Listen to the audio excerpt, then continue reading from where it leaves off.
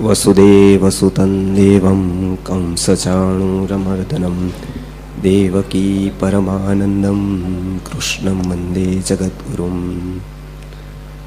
पहली बार कितने लोग आए हैं? ओके। और सेकेंड टाइम, थर्ड टाइम जो सुन रहे हो यूट्यूब पर, ओके, ऐसे बहुत सारे अभी लोग हैं जो ओके। अभी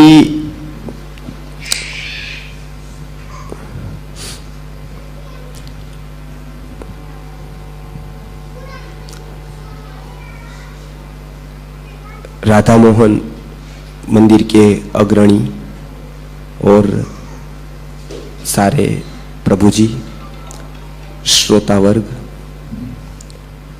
बीच में मैं एक बात कहूँगा कि सभी अपने फ़ोन को साइलेंट या स्विच ऑफ मोड पर रखें।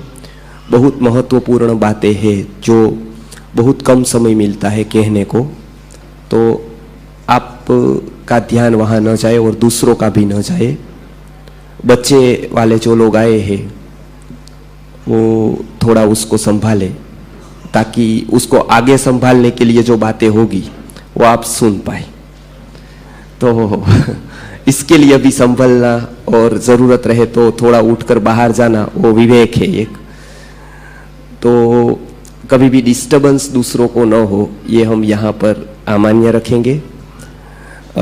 थोड़ा विषय मुझे बहुत दिनों से जो ये शिविर में हमेशा मैं देश विदेश में जाकर बता रहा हूँ, अभी जो भारतीय संस्कृति में, हमारी वैदिक संस्कृति में जो ज़रूरी बातें हैं, बहुत सारी आर्य संस्कृति में जो ज़रूरी बातें हैं, वो अभी हम भूलते गए हैं गुरुकुल के विषय की। और इसके लिए आज हमारे सामने बहुत सारे प्रॉब्लम है और उससे भी आगे बहुत सारे प्रॉब्लम आने वाले हैं। तो इसके लिए हम अभी से अवेयर होकर हमारे ग्रंथों में और शास्त्रों में जो नॉलेज दिया है उसका प्रायोगिकरण हम कर सके, उसको इम्प्लीमेंट कर सके, इसके लिए कुछ हमारे पूज्य गुरुजी विश्वनाथ दातार गुरुजी ने गुरुकुल की संस्थापना हेतु कार्य किया है। पूरे भारत में गुरुकुल की स्थापना हो, ऐसा समाज तैयार हो। तो इसके लिए आप जैसे जो लोग जागरूक है गुरुकुल के विषय पर, अपनी संतति को संस्कारी बनाने के लिए, इसलिए हम यहाँ पर प्रभु जी आए थे हमारी 3 दिन की शिविर में, जो हर एक साल पर एक बार जून महीने में होती है, वैदिक पेरेंटिंग की शिविर, उसमें आए थे।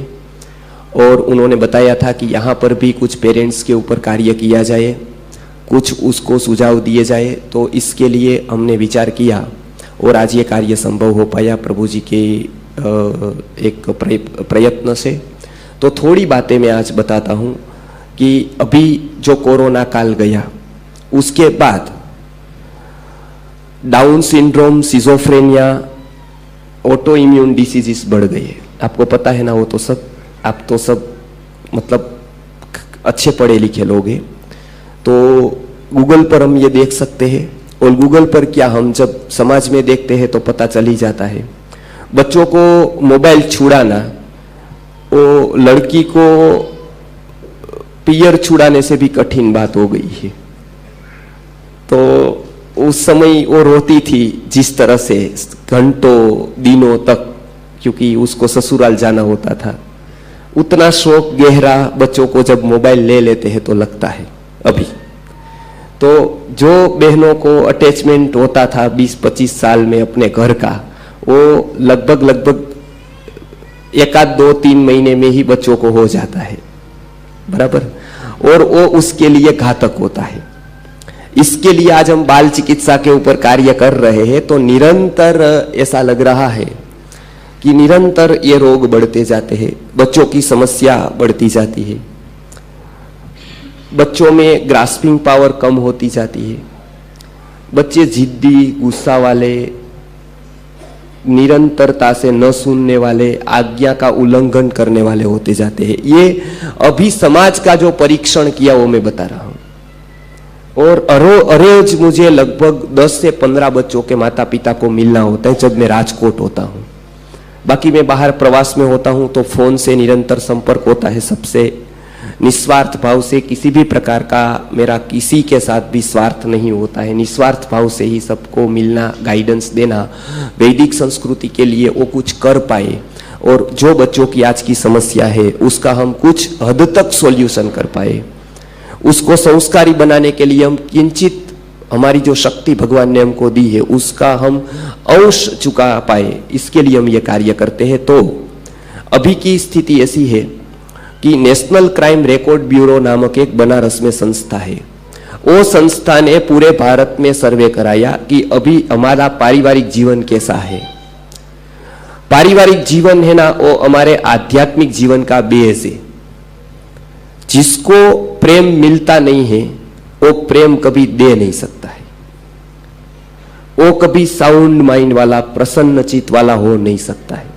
भगवान कृष्ण के बारे में ऐसा बताया जाता है कि गुजराती में एक कवि ने बहुत अच्छा गीत बनाया है कि मातानु वात्सल्य मळ्યું ना, जिसको माता का वात्सल्य मिला नहीं એવું जीवन ઝેર बने, तने खबर ना पड़े कन्हैया बब्बे माता मળી तने। आप में इतना प्रेम प्रवाह इसलिए आया क्योंकि आपको 2 माताएं मिली, और आज बच्चे को आधी भी नहीं मिलती है, आधी टेक्नोलॉजी में होती है, आधी मोबाइल में होती है और थोड़ा सा टुकड़ा उसको मिलता है।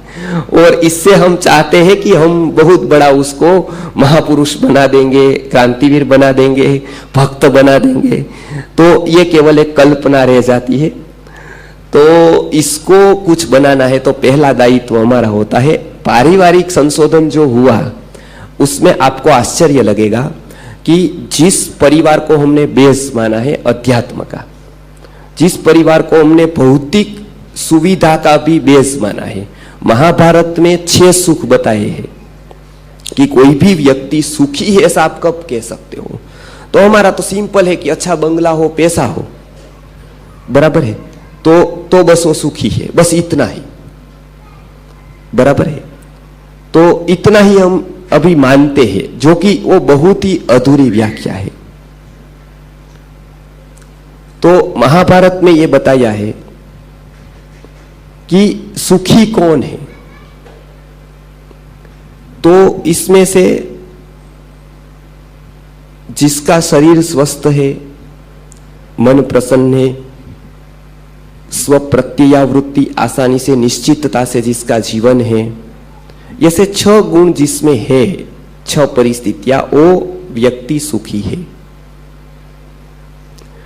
तो इसमें जो क्राइटेरिया है वो बहुत बड़ा ऐसा है कि पारिवारिक जीवन हमारा अभी क्या स्थिति है, उसका जो सर्वे किया उसमें आपको जानकर आश्चर्य लगेगा कि भारत में प्रतिदिन 211 बच्चे घर छोड़कर चले जाते, माता पिता से तंग आकर, उसके व्यवहार से तंग आकर। और ये नेशनल क्राइम रिकॉर्ड ब्यूरो संस्था के आंकड़े बता रहे हैं, मैं नहीं बता रहा हूं। 31 बच्चे रोज सुसाइड कर लेते हैं प्रतिदिन। ये आंकड़े सच्चे हैं, इसमें अतिशयोक्ति नहीं है। प्रतिदिन 31 बच्चे, बराबर। ये स्थिति हमारे घरों की हो गई है आज। अच्छा, इसमें माता पिता का तो कोई दोष नहीं है। दोष यदि बताया जाए तो हमारे अज्ञान का है। हम उसके साथ अच्छा व्यवहार तो अवश्य करते हैं, लेकिन सच्चा व्यवहार करना भूल जाते। हम उसको ऐसी बात बताते कि मैं हर हमेशा उसका अनुकूल करता रहूं, अनुकूल करती रहूं, जो मांगे देती रहूं, जो डिमांड करे पूरी करती रहूं, और वही हमारी गलती हो जाती है। हमको उसको अच्छा नहीं देना है, सच्चा देना है, और उसका सुख नहीं देखना है, उसका हित देखना है। दोनों में फर्क है। सुख अर्थात उसको जो चाहिए वो देना, वो सुख है। उसको बुखार आया है, टाइफॉइड है, उसको उस समय बासुंदी या श्रीखंड खाना है, वो डिमांड करता है कि मुझे श्रीखंड दो, बासुंदी दो, भूख लगी है, टाइफॉइड है, डॉक्टर ने मना किया है, पानी के अलावा और कुछ मत देना। आप क्या करोगे? दोगे या नहीं दोगे? सुख चाहोगे तो दोगे, हित चाहोगे तो नहीं दोगे। वो उसका मरण बन सकता है, अंतिम भोजन हो सकता है, अंतिम बार का श्रीखंड हो सकता है, वो हम जानते हैं। लेकिन वो जानने वाले हम उसको वीडियो देते हैं, मोबाइल देते हैं, यूट्यूब के वीडियोस देते हैं, सब कुछ देते हैं। क्यों? क्योंकि वो खुश रहे। तो टाइफॉइड वाले लोगों को श्रीखंड देने जैसा है वो। उसके जो भी योग्यता नहीं है कुछ बातों की, उसमें वो बातें आती है, उसके माइंड को स्टक कर देती है, सबकॉन्शियस को नुकसान करती है, और इसके कारण बच्चा पूरे प्रसन्नता से हंसते खेलते नहीं जी पाता है। वो उम्र है हंसना, खेलना, बातें करना, सीखना, इसकी है। वो बातें ऐसी नहीं है, वो उम्र ऐसी नहीं है कि वो हमेशा किसी वीडियोस को देखता रहे, क्योंकि उस समय वो स्टक हो जाता है और उसका कंट्रोल पूरा सबकॉन्शियस का वो वीडियो ले लेता है। क्योंकि जो सबकॉन्शियस को टच करे वो सब बातें उसमें है। इसके लिए मोबाइल का सब्स्टिट्यूट है ही नहीं। मोबाइल एक बार उसने पकड़ लिया, बाद में छुड़वाना माने यम से व्यक्ति को छुड़वाना है, इतना कठिन है। क्यों? क्योंकि वो टच करने वाली हर एक बात इसमें, ऑडियो है, विजुअल है, बराबर हरता खीता चित्र है, संगीत है, जो सब उसके माइंड को इफेक्ट करता है, बराबर, और वो पकड़ लेता है। अब उससे जरिए जो जाता है वो हमको पता नहीं है कि उसके जरिए जो जाता है उसके मन में उसके संस्कार होते हैं सबकॉन्शियस में, और वो उसको कितना पकड़ लेते हैं। जो बिल्कुल समझता नहीं है उस बच्चे को वो पकड़ लेता है, और इसके कारण उसके जो बिहेवियर है उसमें प्रतिदिन चेंज आता है, नेगेटिव चेंजेस, बराबर है ये बातें। अब हम सब लोग तो जानते हैं सब कुछ। फिल्म शूटिंग कहाँ होता है आपको पता है सबको? फिल्म सिटी में होता है, पता है ना? नागोजी फिल्म सिटी सबसे बड़ी हैदराबाद में है, और भी फिल्म सिटीज है बहुत सारी, वहां फिल्म का शूटिंग होता है। शूटिंग होने के लिए डायरेक्टर, प्रोड्यूसर से लेकर पूरी बहुत बड़ी टीम लगती है। एक एक शॉट्स के लिए उसको 25-25 बार बार करना पड़ता है, रिपीट करना पड़ता है वो शॉट्स को, हमको पता है। उसमें सारी बातें आर्टिफिशियल होती है, गलत होती है, काल्पनिक होती है। एक केवल और केवल उसको एक स्क्रीन पर उतारा जाता है, वो भी हमको पता है। उसमें कुछ भी बातें सत्य नहीं होती है, गलत भी न सके कह न सके उतने हद तक वो गलत होती है, ये सब पता है हमको। तो भी समाज में से बुद्धिमान व्यक्तियों में से 60 to 70% लोग सैटरडे और संडे कहां बिताते हैं? थिएटर में होते हैं। मैंने तो सिंगापुर तक से लेकर बंबई, पूना, हैदराबाद सब आईटी सिटीज में देखा। मैंने कहा इसमें बातें बिल्कुल झूठी है, तो भी सुनने वाले सारे पड़े हुए हैं, बराबर है। तो हमारे मन को वो इतना पकड़ता है, तो बच्चे को मन को कितना पकड़ता होगा, बराबर। और वो पकड़ता है तो उससे क्या नुकसान होता है उसकी मैं थोड़ी बातें आज करूंगा। तो ये हुई बच्चे की बातें। माता पिता खुश है, तुष्ट है, संतुष्ट, ऐसा भी नहीं है। कोई भी शिक्षा का प्रभाव अगली पीढ़ी में समाज में पड़ता है, तो संस्कार या शिक्षा चली जाए समाज में तो तुरंत पता नहीं चलता है, वो धीरे धीरे पता चलता है, अगली पीढ़ी को पता चलता है। भारत में 1911 तक कि कोई वृद्धाश्रम नहीं था, और 1911 में पहला वृद्धाश्रम केरला में हुआ, और उसके बाद लगातार वृद्धाश्रम बढ़ते गए। वृद्धाश्रम वो आर्थिक समस्या नहीं है, वो एक सामाजिक पारिवारिक समस्या है, बराबर है ये बात। मैं सब वृद्धाश्रमों की, बहुत सारे वृद्धाश्रमों की मुलाकात लेकर आया।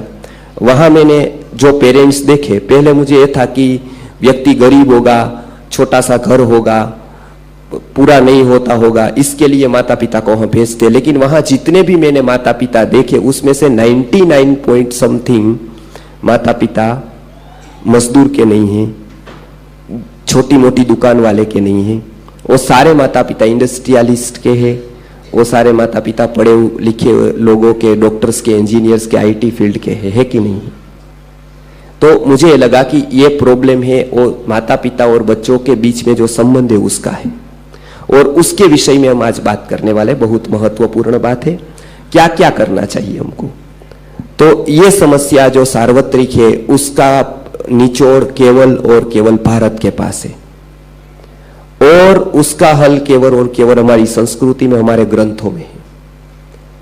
बराबर, वो उस समय ज्ञानी लोगों ने लिख दिए हैं सूत्र से। बराबर है, तो वो पारिवारिक संबंध अच्छे बने, बच्चों के साथ सच्चा व्यवहार कैसे कर पाए, उसकी समस्या का हम समाधान कैसे कर पाए, बालक बच्चों का मस्तिष्क कैसा होता है और उसमें उस समय संस्कार कैसे डाले जाए, जो एक बाइंडिंग एजेंट का काम करता है, जो हमारे से जुड़ा रखता है। वो जुड़ा रखने वाला विचार और समझ होती है वो, और कोई भी भौतिक उसका सेगमेंट ऐसा नहीं है कि जो उसको जोड़ता है। उसको जोड़ने वाला ये है, हृदय है। तो उसके लिए हमको पेरेंटिंग का ज्ञान लेना अति आवश्यक है। जय आर्य जय